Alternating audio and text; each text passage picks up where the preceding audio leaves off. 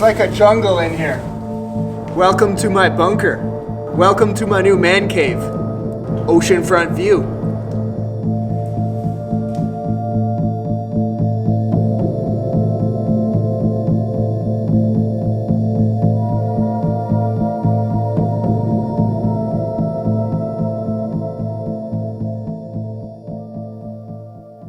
I'm in Prince Rupert on BC's northern coast, exploring the hillside above the harbour, looking for remains of World War II defences hidden in the forest.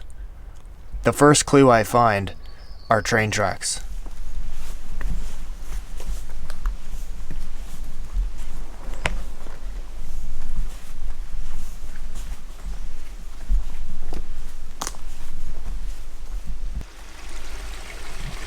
Because what do you do when you find train tracks in the middle of the woods?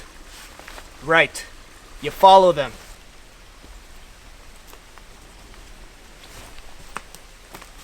I'm not sure what this was for, but there's two giant concrete blocks, as you can see, and this backs right up onto the railway behind. And then there's this trench that runs down the hill from these blocks. So maybe it was some sort of escalator or water pipeline coming up the mountain to the railway here. I'm not sure. So these tracks come to an end right up over here, where there looks like there's some sort of a foundation covered in moss. It's really hard to tell. It's so overgrown, it's really hard to tell what was going on up here.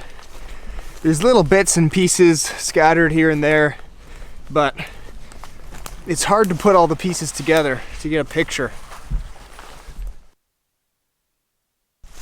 I'm exploring abandoned ruins high above Prince Rupert in this moss-covered forest, and I absolutely love it. This is really neat looking. It's very rainforesty and beautiful.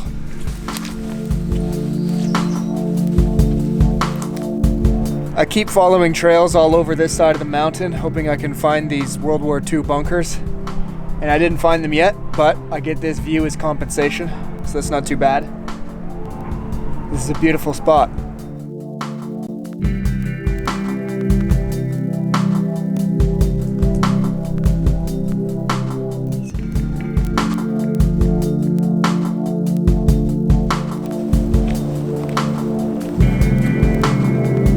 Wading through these chest-high ferns is pretty fun, until you slip on a log that you can't see and wipe out.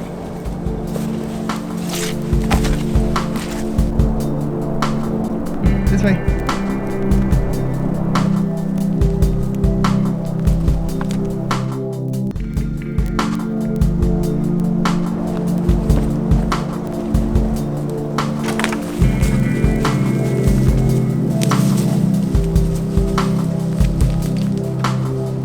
After wandering for hours, with 2 soaked boots from all the bushwhacking, I thought I was on the wildest goose chase ever.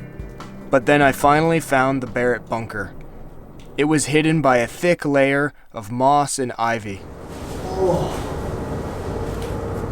man. Check this place out. This thing really is hidden. Just peeking out of the forest, out at the sea.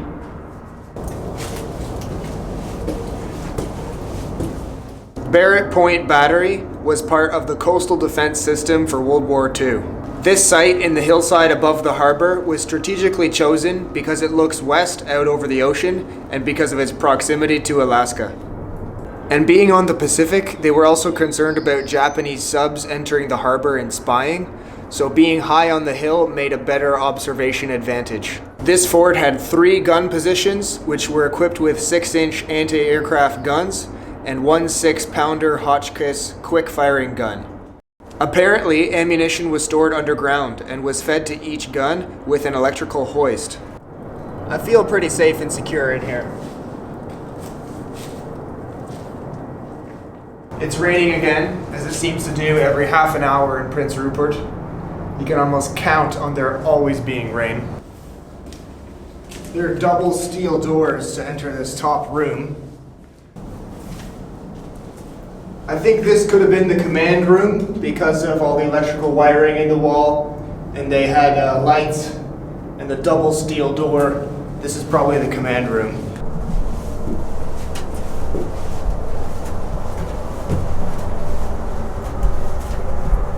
Back into the jungle. Here we've got a hot water boiler, pipes going through the building. Might have been a power generator room back here. During the war, these posts were manned by the Northern British Columbia Heavy Battery of the Royal Canadian Artillery. After the war was over, the guns were removed.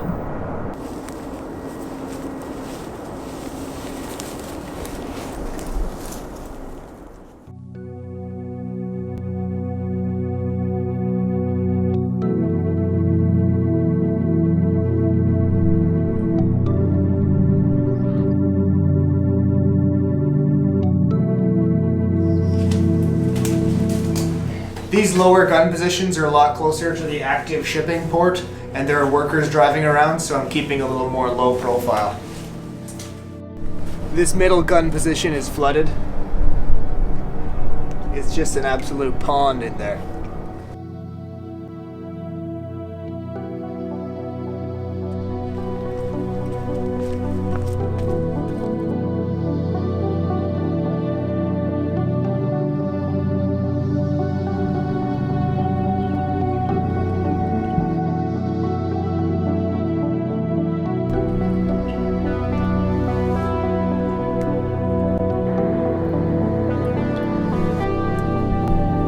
And here is one of the elevators which brought ammunition up from underground.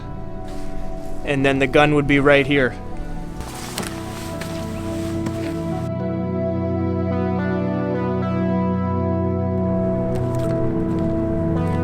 The green roofs are a nice modern touch.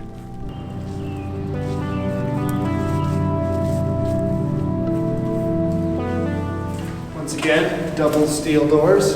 I like it. Going on here, but a ladder in the corner which goes out the hatch in the roof.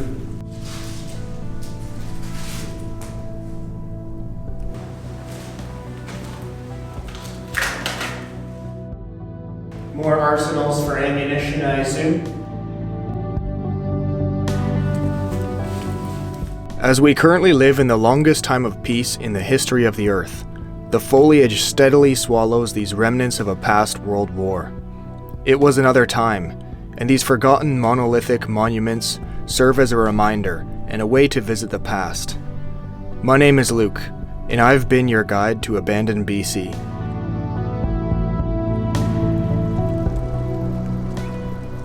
Music by Jelsonic, Gianluca Sgalambro, and Nihilore. Thank you for watching.